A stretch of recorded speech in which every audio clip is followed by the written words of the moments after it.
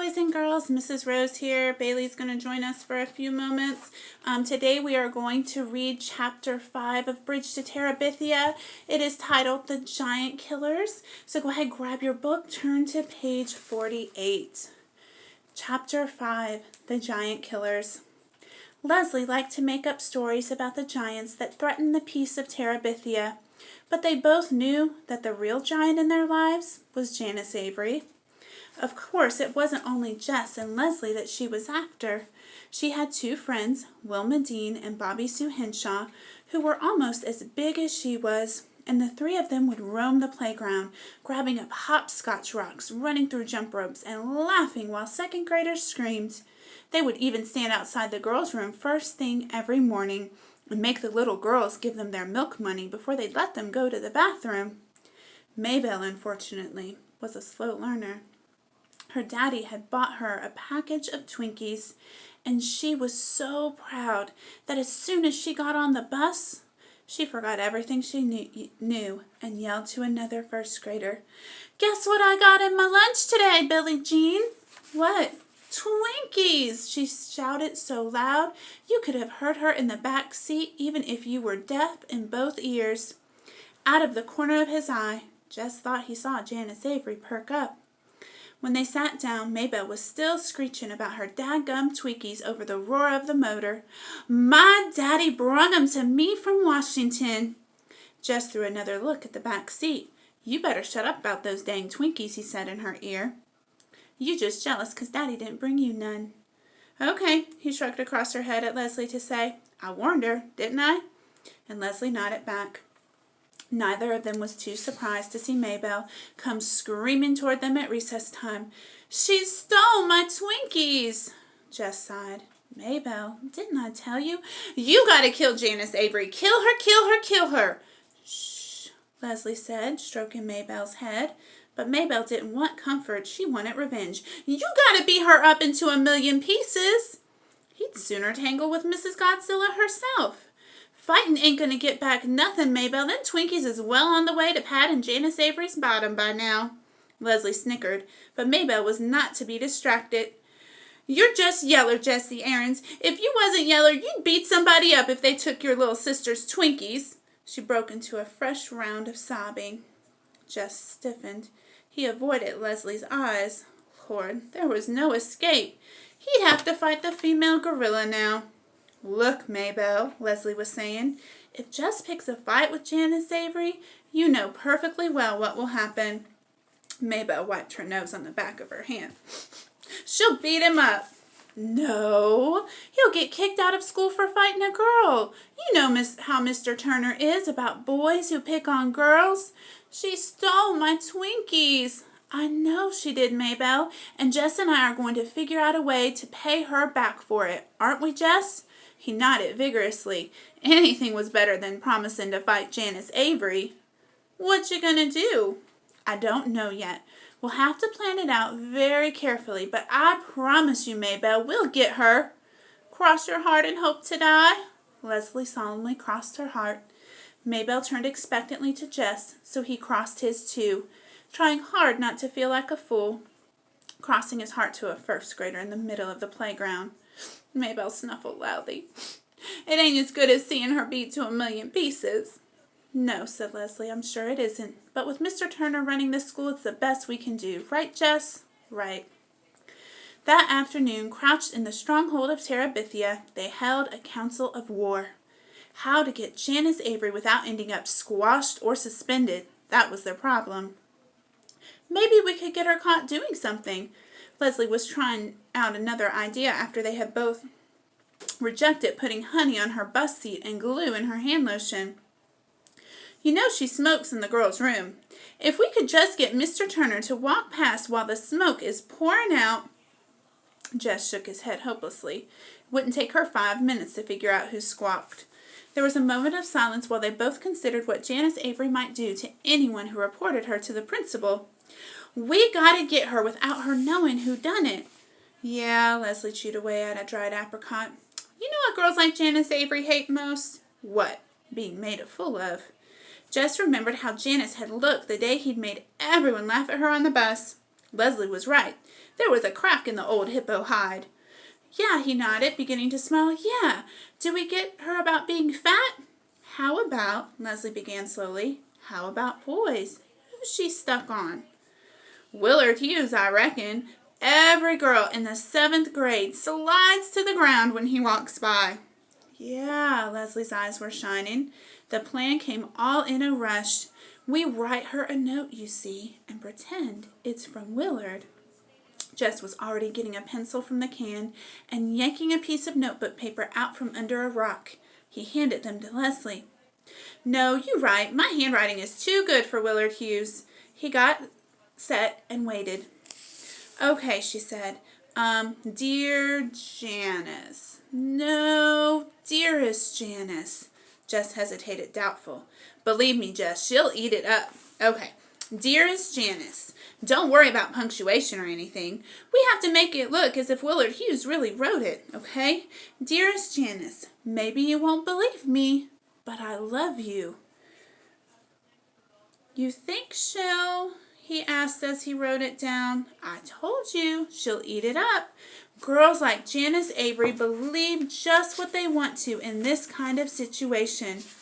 Okay, now, if you say you do not love me, it will break my heart. So please don't. If you love me as much as I love you, my darling, hold it. I can't write that fast. Leslie waited, and when he looked up, she continued in a moony voice. Meet me behind the school this afternoon after school. Do not worry about missing your bus. I want to walk home with you and talk about us. Put us in capitals. My darling, loves and kisses, Willard Hughes. Kisses? Yeah, kisses. Put a little row of X's in there, too. She paused, looking over his shoulder while he finished. Oh, yes, put P.S. He did. Don't tell any. Don't tell nobody. Let our love be a secret for only us two right now. Why'd you put that in? So she'll be sure to tell somebody, stupid.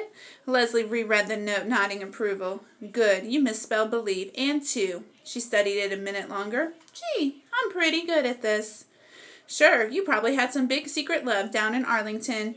Jess Aarons, I'm going to kill you. Hey, girl, you kill the king of Terabithia and you're in trouble. Regicide, she said proudly. What? Did I ever tell you the story of Hamlet? He rolled over on his back. Not yet, he said happily. Lord, he loved Leslie's stories. Someday when he was good enough, he would ask her to write them in a book and let him do all the pictures. Well, she said, there was once a prince of Denmark named Hamlet. In his head he drew the shadowy castle with a tortured prince pacing the parapets. How could you make a ghost come out of the fog? Crayons wouldn't do, of course, but with paints, you could put one thin color on top of another so that you would begin to see a pale figure moving from deep inside the paper. He began to shiver. He knew he could do it if Leslie would let him use her paints. The hardest part of the plan to get Janice Avery was to plant the note. They sneaked into the building the next morning before the first bell. Leslie went several yards ahead so that if they were caught, no one would think they were together. Mr. Turner was death on boys and girls he caught sneaking around the halls together. She got to the door of the 7th grade classroom and peeked in. Then she signaled Jess to come ahead. The hairs prickled up his neck. Lord, how will I find her desk? I thought you knew where she sat. He shook his head. I guess you'll have to look in every one until you find it. Hurry, I'll be lookout for you. She closed the door quietly and left him shuffling through each desk, trying to be careful not to make a mess. But his stupid hands were shaking so much he could hardly pull anything out to look for names. Suddenly he heard Leslie's voice. Oh, Mrs. Pierce, I've just been standing here waiting for you. Lord, the 7th grade teacher was right out there in the hall, heading for this room. He stood frozen. He couldn't hear what Miss Pierce was saying back to Leslie through the closed door. Yes, ma'am. There is a very interesting nest on the south end of the building, and since, Leslie raised her voice even louder, you know so much about science, I was hoping you could take a minute to look at it with me and tell me what built it. There was a mumble of a reply. Oh, thank you, Mrs. Pierce. Leslie was practically screaming. It won't take but a minute, and it would mean so much to me. As soon as he heard their retreating footsteps, he flew around the remaining desks until, oh joy, he found one with a composition book that had Janice Avery's name on it. He stuffed the note on top of everything else inside the desk and raced out of the room to the boys' room, where he hid in one of the stalls until the bell rang to go to homeroom.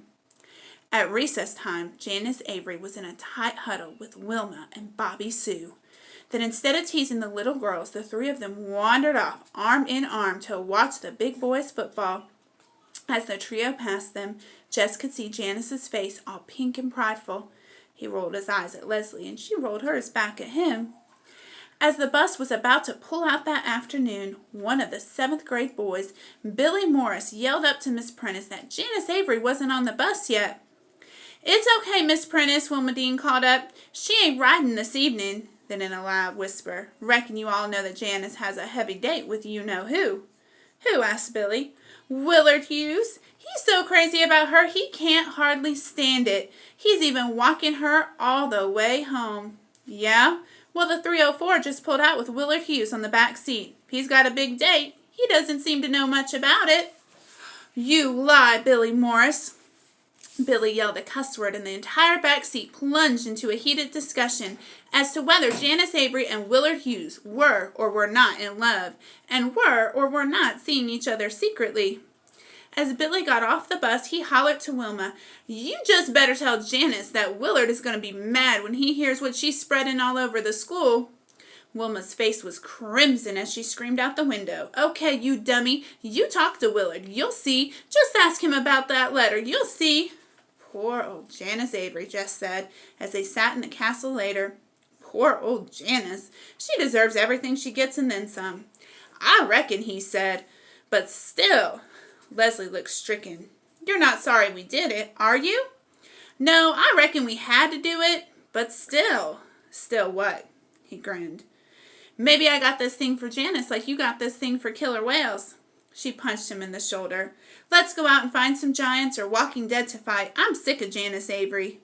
The next day, Janice Avery stomped onto the bus, her eyes daring everyone in sight to say a word. Leslie nudged Maybelle. Maybelle's eyes went wide. "Didya?" "Shh." "Yes." Maybelle turned completely around and stared at the back seat. Then she turned back and poked Jess. "You made her that mad?" Jess nodded, trying to move his head as little as possible as he did so. "We wrote that letter," Leslie whispered, "but you mustn't tell anyone, or she'll kill us." "I know," said Maybelle, her eyes shining. "I know." All right, boys and girls, that is it for our reading today. I will see you next time with Chapter 6. Bye.